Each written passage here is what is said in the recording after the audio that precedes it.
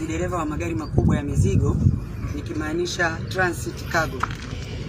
Mimi ni mtumishi wa kampuni ya Simba Logistic.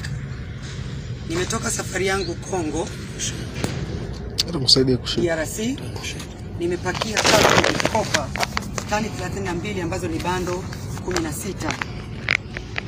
Siku ya tarehe 13 nimefika hapa kwenye mzani wa Rigwaza ikiwa natokea safari. Nilipofika hapa nikazuiliwa kwamba gari yangu imezidi.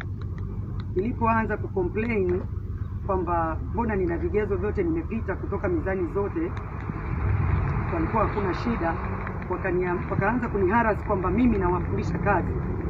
Kwa hiyo niingize gari hadi ukachukua na document. Ninatakiwa nilipe faini ya shilingi 956,400.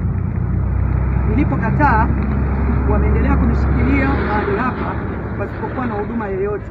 Ndipo na mimi nikachukua majukumu ya kumuita mwenye mali, kwa sababu huu mzigo ni wa transit.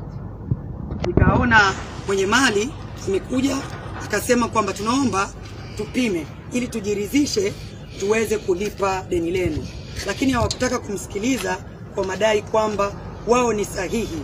Mimi nilichohoji, kwa nini ni sahihi, mizani zingine nimepita isiwe na tatizo, hapa kwenu kuwe na tatizo? Ninaomba nipime tena. Ndipo mtafaruku ulipoanza, na mimi nikaomba wanisikilize, hawakutaka. Nikachukua jukumu la kuomba vyombo vya habari ili waje wanisikilize, nipaze sauti, nisikike na mamlaka, ukiwemo meneja wa TANROADS, mkurugenzi wa TANROADS, waziri wa mamlaka husika na mheshimiwa rais, usikie kilio cha madereva, kwa sababu mzani huu ni wa mwisho. Nimeanzia mzani wa kwanza ambao ni Mpemba, nimepita vizuri. Nimekuja Makambako, nimepita vizuri. Nimekuja Wenda, nimepita vizuri. Nimekuja Mikumi, nimepita vizuri. Nimekuja Mikese, nimepita vizuri. Nafika hapa naambiwa mzigo wangu umezidi kwenye Excel na kwenye GVM, ambapo sio sawa kutokana na dokumenti ambazo ninazo. Baada ya hapo nimeandika mpaka barua kwa mamlaka husika, lakini naonekana mimi ni mkaidi.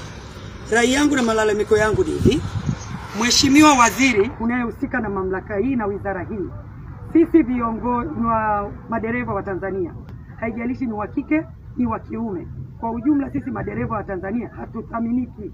Tunadharaulika sana na watumishi wa mizani. Wamekuwa na mtandao ambao wanaweza akakufuata kwamba tuyaongee ili nikusaidie. Unanisaidia kwenye kitu ambacho sio halali. Je, ni haki? Ndivyo mnavyowafundisha watu wenu? Mheshimiwa Waziri, watu wako hawana kauli za kibinadamu.